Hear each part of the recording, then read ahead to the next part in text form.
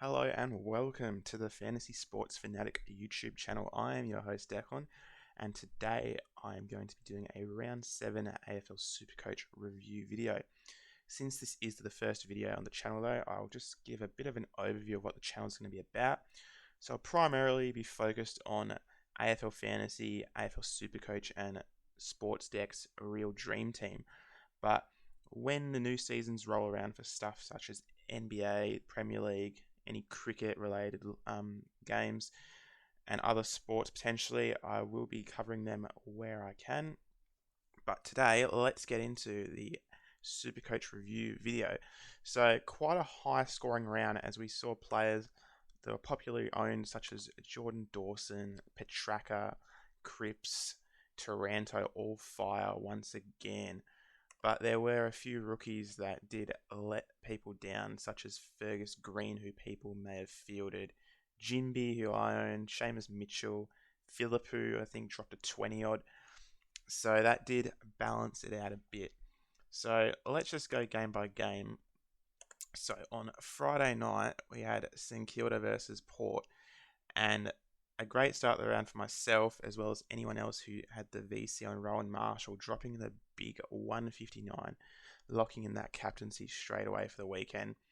Jack Steele bounced back to form of 126. I think his break even is still quite high. Oops, going too far. 126. So if you're looking at bringing him in as an underpriced premium, probably could wait another week, although that North Melbourne game is very tempting because they looked absolutely terrible on the weekend.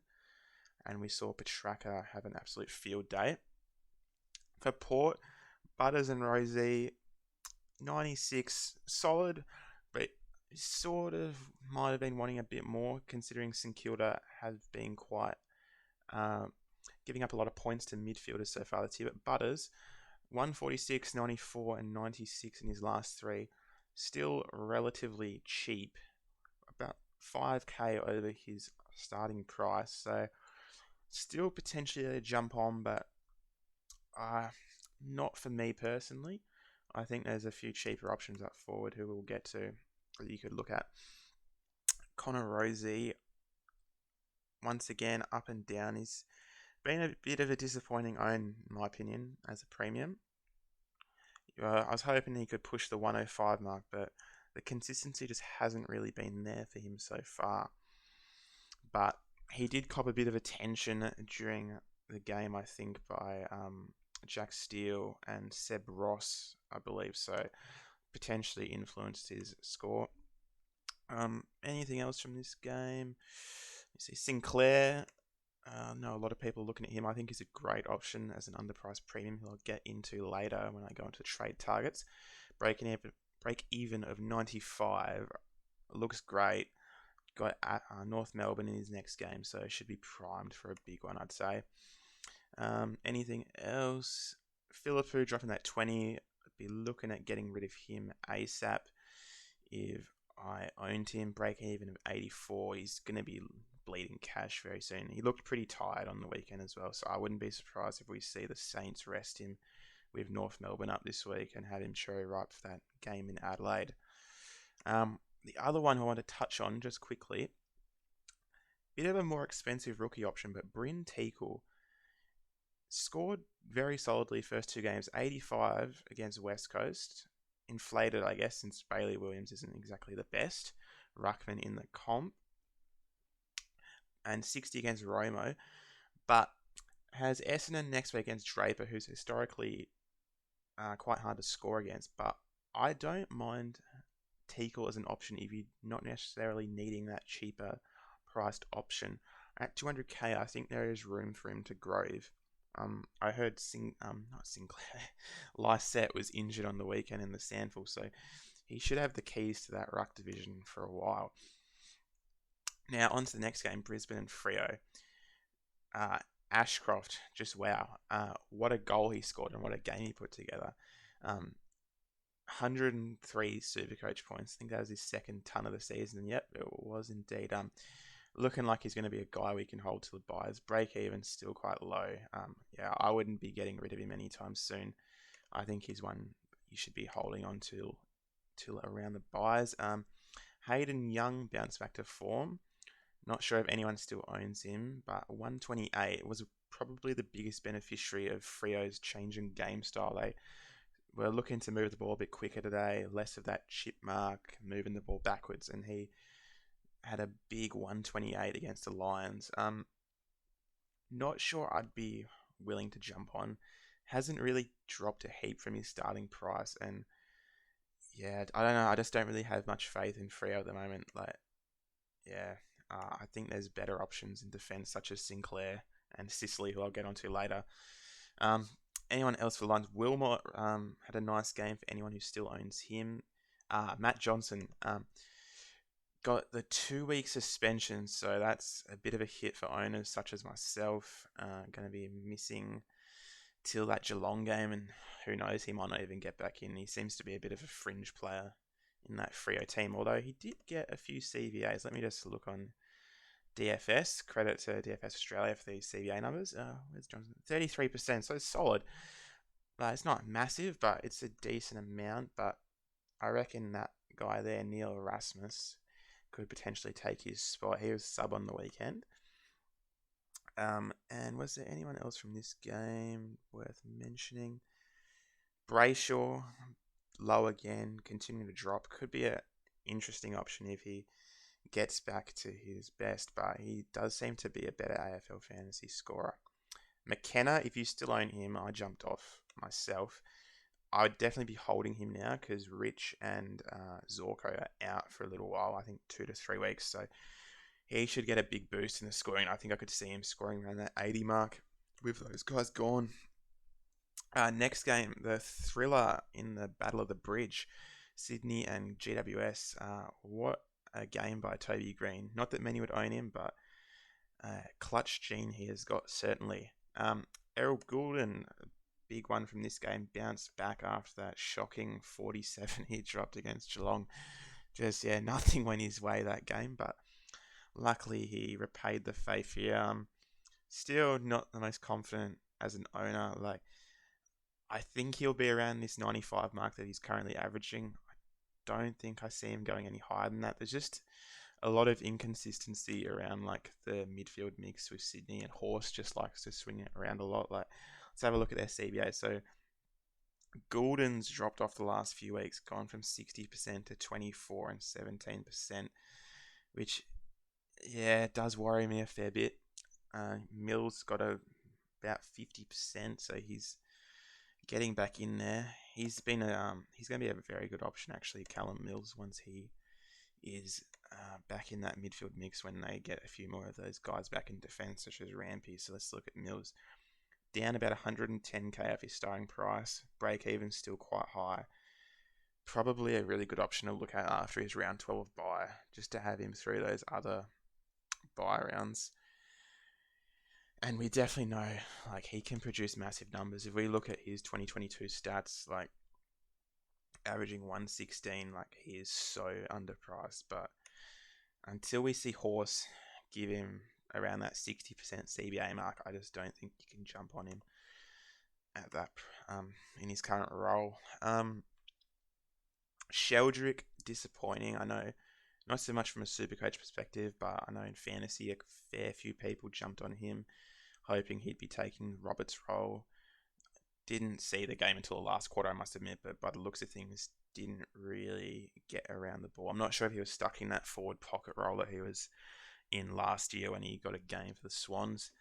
Other name I'd like to touch on is Ryan Angwin, who is a popular downgrade target this week, and he has only scored 62 and 42, but from watching that Brisbane game, he actually passed the eye test quite well. I don't think he's in the CVAs. Let me just have a quick look. No, he wasn't, but he looks quite solid. I know his VFL numbers, I think his average was only about 40 or 50, but he actually does look solid at the AFL level. Only got 10 disposals against Sydney, but it was a tough game, quite wet. Sydney are a pretty hardened opposition, but I actually quite like him as a downgrade option, although I prefer Sam Simpson over him, who we'll get to later. So next game was Bulldogs and Hawks. Bont 122. I know a lot of people would have the captaincy on him. Still solid, but you probably were hoping for a bit more. Bailey Smith returned with 103. I missed that. He's got that forward status now, so it becomes quite an interesting option if he can get back in that CBA mix. But I just don't think you can trust Bevo at all. So he's got 41% against the Hawks, but before that it was around that 30% mark, 5% against the Lions, and you got Libba to come back, who's has to be in the center. There's nowhere else he can play, so he's guaranteed to have 80+% each week. So yeah, I'd be steering clear of Bulldogs midfielders unless their name's Bont or Libba. I wouldn't even go Libba, to be honest. Sicily bounced back to form with a 128. Looks like a great underpriced option. I know this kick-in numbers have been a bit all over the place for. Let me just bring them up in the background here. Where are we? Kick-ins. Sicily's kick-in numbers have been quite up and down. I know Hardwick's been taking a fair few. Yeah, so he went from having 6 versus the Swans. Now Hardwick is the main distributor out of that defense, but still scored well the last 2 weeks. Just, yeah, with those kick-in numbers quite low relatively, it does make me a bit nervous. And also the fact that he does get played as that key position defender sometimes. I do think he's still top 6, but I'd have a bit more faith in someone like a Jack Sinclair, I think. And Will Day, I started with him in fantasy, didn't start with him in Supercoach. Wish I did, because he's been absolutely insane. I did not think he had this in him in that inside mid-roll. Seeing him in his first few seasons just seemed like a sort of outside half-backer, nice player, but didn't seem like that tough, hard edge to him. But he's proven me wrong. He tackles so strongly in there and wins that contested ball so well. And that 60 against Essendon was really just because I don't think his disposal efficiency was that great in that game, and also he wasn't really in that CBA mix in that Essendon game from memory. I think he was a bit of wing. Let's see, 26%, but since then 63% or higher, and he's absolutely thrived with 98, 139, 107, and 97. Freo this week, then Melbourne, then West Coast. I still think he's a terrific option to jump on. 490k, I think he's a top 6, and I don't see him slowing down anytime soon. Was there anyone? I think that was just about it from the game. Seamus Mitchell, unfortunately, subbed out. Disappointing, because he was looking decent for a 50 or 60 odd, and that potentially will hurt his cash in a few weeks once that 79 comes out of his 3-game cycle. Hopefully he holds the spot. Didn't think he did much wrong, although I didn't see the game, but from what I heard, he wasn't doing anything wrong really. Fergus Green back down to earth with the return of Mitch Lewis. So only 28 for him. Break-even's right up there at 57. He's one I'd be looking to cash out. I know I am personally. Either this week or next week, because that break-even's going to start skyrocketing. He's going to start bleeding cash after those 70s exit his 3-game rolling cycle. Now on to the Saturday night bloody thrashings. So the first one, the North Melbourne game. Thank God I didn't watch this, honestly, because I saw the score ticking over on the TV and I was like, oh God, it looks dreadful for North. So the big boys, Petrarca and Oliver, feasted. So Petrarca, 167. Why am I saying Petrarca? Petrarca, oh God. 167. It was looking like he was going to drop a bit more, but that absolutely blew his break-even out of the water. And now, right down to 71 for a game against Gold Coast. Here's one I'm closely looking at for an upgrade. He's probably on the edge of that top 8, which makes me slightly cool on him, but let's have a look. 2022 averaged 112, 2021 111, 2020 117. He's just class. He will have those lower games, but he does have a huge ceiling, arguably one of the best ceilings of anyone in Supercoach. CBA numbers were quite low, which is interesting. I feel like that's probably just because they were winning. They probably just rotated a few guys through there. yeah, like James Jordan, Tom Sparrow got a bit more. So I wouldn't be really concerned about that at all. I think it's just them probably rotating. Here's a man that is very interesting. So Angus Brayshaw, very poor start to the season coming off that back surgery in the off season. I know a few people still started him after that end to 2022 where he was dropping, let's see, 122, 123. Yep. So he had a really nice end to that 2022 season in that mid roll. Down 430k is quite an interesting option. Break even of 43. Let's see what his CBAs were at. Only 9%. So that makes me call him slightly because the week before he was at 21. So it made it seem like perhaps that midfield role is coming back, but maybe it isn't. So although tempting, probably better options available. But I can't talk you out of it if you really wanted him though. Sheasel bounced back to form 107, so that was nice to see. Looking like he's going to be a keeper, which is great. So break even after next week will drop right back down, so that's great. Definitely don't be trading him. That Gold Coast game was just a one-off with that Holman tag and coming in sore, carrying a bit of an injury. Other one, Cade Chandler, continuing to be one of the best cash cows of the season. Up 34k this week, 207k for the season. That 100 is going to make him a keeper till probably the buys, honestly. Just a reliable scorer. Like, the 100's obviously not sustainable, but it seems safe for like a 60 odd each week. Seems to quite relish the MCG, actually, looking at that 93, 90, 85, 104. And got quite a few MCG games coming up for that buy, so yeah, definitely be holding him. Was there anyone else from that game worth talking about? Not really. Let's go on to the West Coast Carlton game, which was another massacre.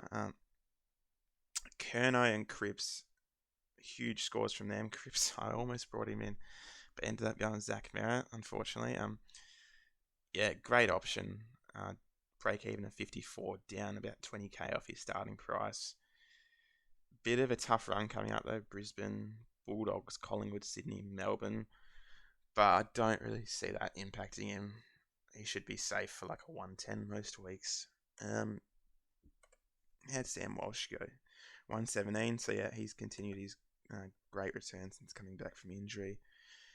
Not one I'd be jumping on personally because the CBAs did drop and he was back at that half forward role that he had last year. So yeah, down from 83% to 26%. And that half forward role isn't great for him. I remember owning him in fantasy last year. It was really frustrating seeing Voss just prefer all those big bodies like your Hewitts and whatnot in there over Cripps.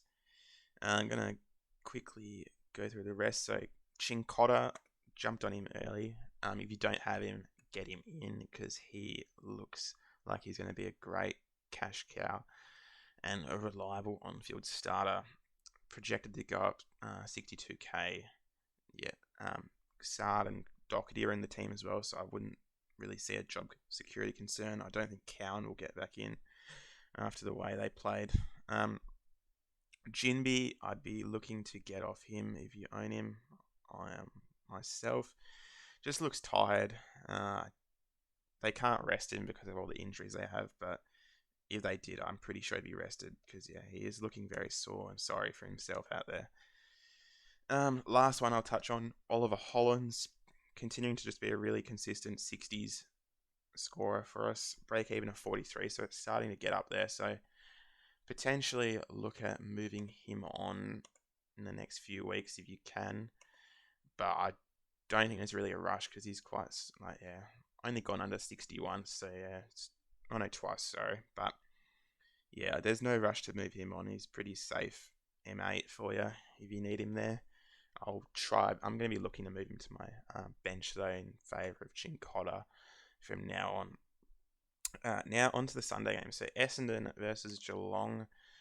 Pretty painful first quarter to watch as an Essendon fan. And the big talking point out of that was Will Setterfield dropping a 51, which is and there's been a bit of a trend downwards the past few weeks. So the Collingwood game, I attribute that to when Laverty got injured, Setterfield got pushed back slightly. to cover that hole. So that impacted his scoring because he was on track for something quite good at halftime from memory. He was around the 50 mark. But yeah, the Geelong game just didn't score well, but the CBA numbers were still there. I'm pretty sure if I have a look. Yeah, it was 68%, which is around about where he's been all season. So personally, like if you have a bit of extra cash remaining after using your two, he's maybe one you could look at because break even 117, he's going to start to bleed cash. And he actually, looking back at it now, he hasn't actually made really that much cash, really. Like at his peak was only about 100k over his starting price, so it could be one to look on. But I personally just think it's a down game, and you're worth. Like, it's not a priority. I'd be trying to get you guys like your Philippus and whatnot off the field first if you have them there. Another big talking point: Zach Merritt down 91. I've seen a lot of people talking about him this week and like why he scored bad and the CBA numbers. So he was down at 38%, and so watching this game, he was copying a fair bit of attention from Tom Atkins and O'Connor at the stoppages, specifically the CBAs early in the first. So Essendon moved him to half forward. I don't think that was just to break the tag though. It was mainly because Essendon were getting beat up heavily by Geelong's bigger bodies in the midfield. So you saw them put Stringer in there 80%. Perkins got some. Setterfield was a bit up as well. So I wouldn't be concerned at all with Zach Merritt. I think it's just a once-off. He'll be back in the CBA mix next week against Port, although I'd be a bit concerned about the Willem Drew tag. But yeah, I brought him in. I'm not worried. Like, he'll be fine. Like, just get through this Port Adelaide game and yeah, probably hold off buying him until dream time if you're looking at getting him in. I think Cripps at around the same price is potentially a better option in the short term at least. Was there any last one from this game? Sam Simpson looks like a potential downgrade option. A bit of an elevated price at 166, but has scored 80 and 58, which is going to hold him in good stead for that cash gen. The only thing I'd be worried about is Geelong, like job security. I'm not sure who they're missing out of the squad, actually, now that I think about it, but he has been one in the past who's been a bit in and out. He was a good cash cow, though, about, was it 2020 or 2019, was it? Maybe must have been 2020 then.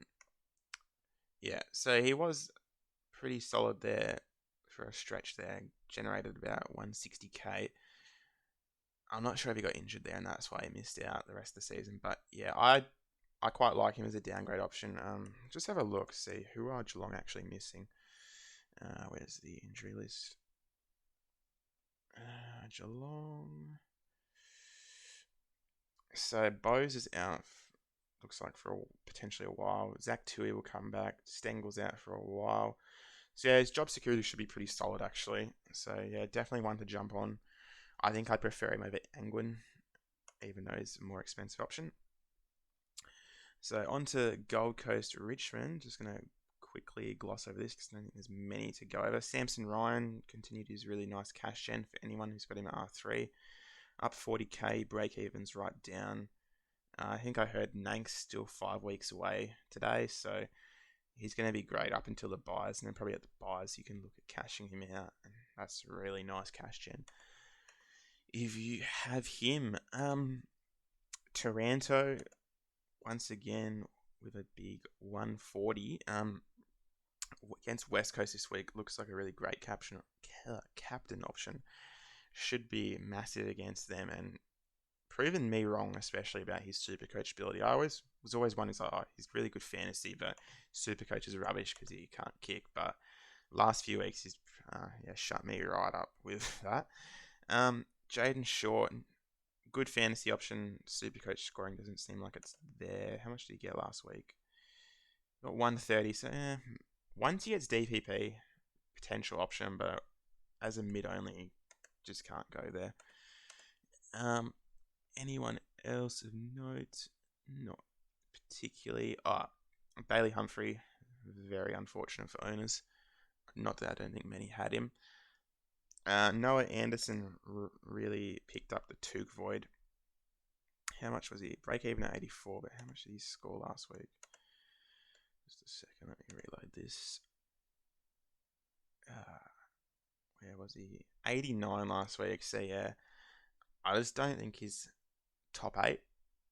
He'll be close to it, but yeah, I don't think he'll push it. So probably would pass on him. Although I rate the guy a lot in real life. One of my favourite players to watch.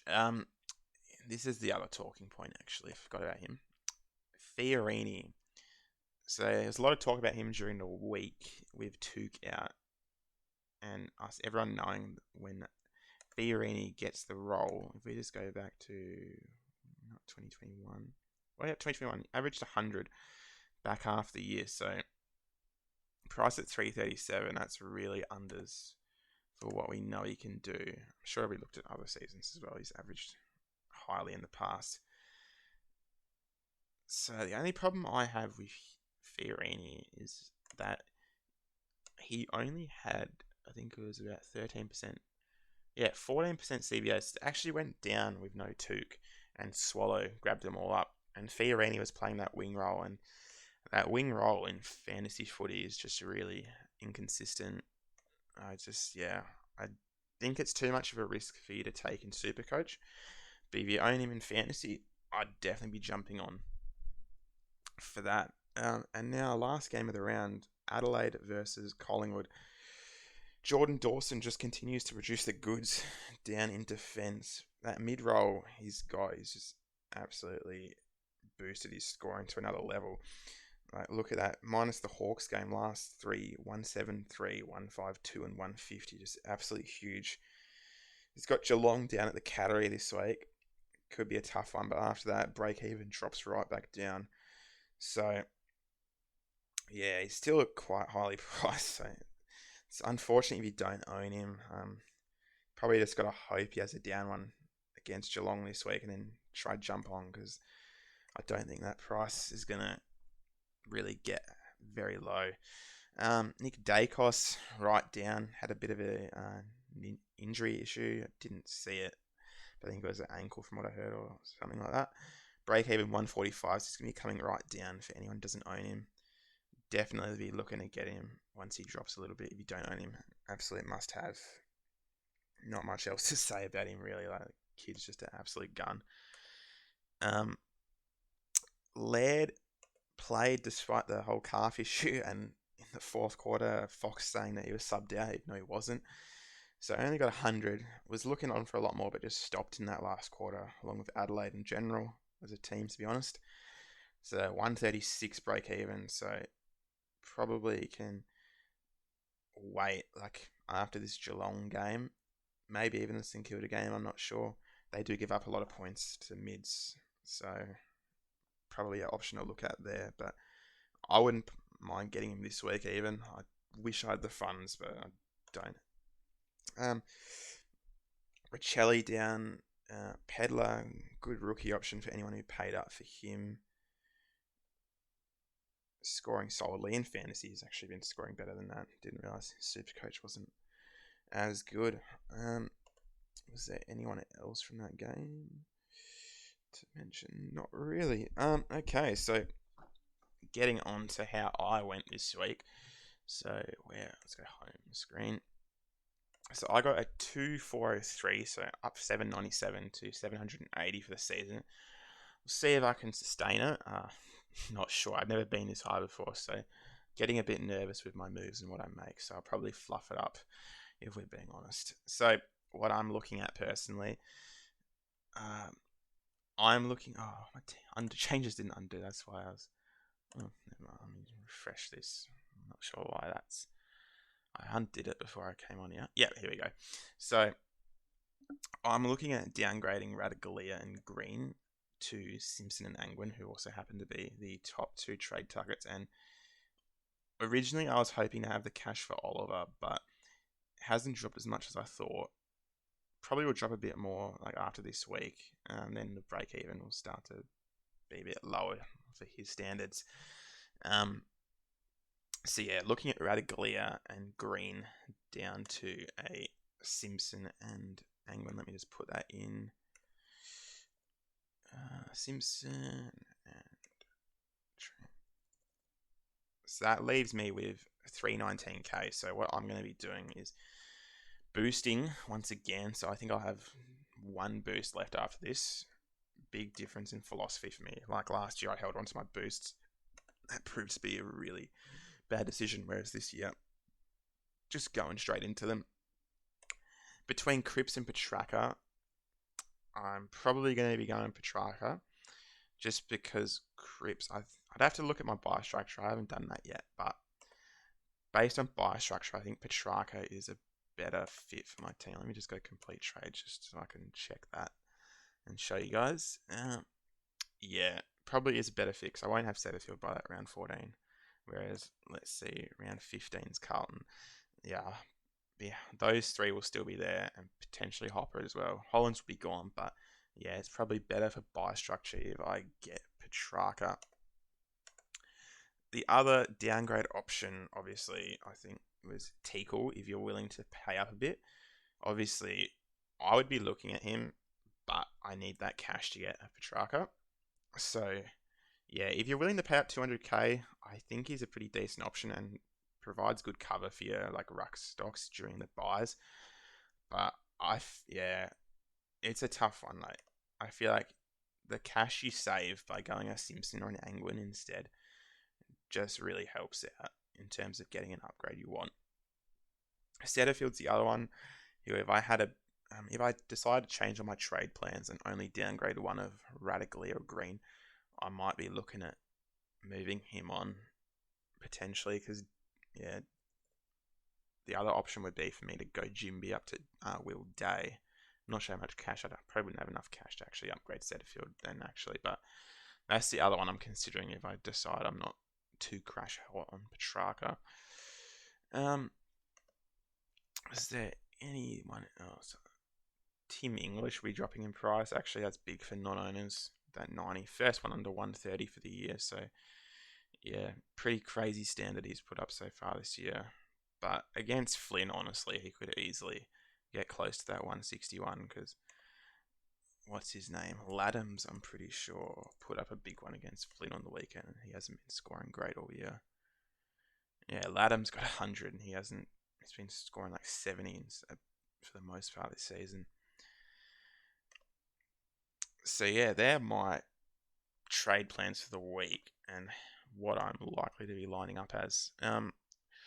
Yeah, so that's the end of the Supercoach round review. If you have any questions or anything you want me to ask, feel free to leave them in the comments. I'll try to get back to them as quickly as possible. Hopefully have a bit of a round preview video later in the week before the round with a bit more updated trade plans, some trade targets in some more depth and whatnot. But yeah, thanks for listening. I hope you enjoyed the video and I will speak to you all later.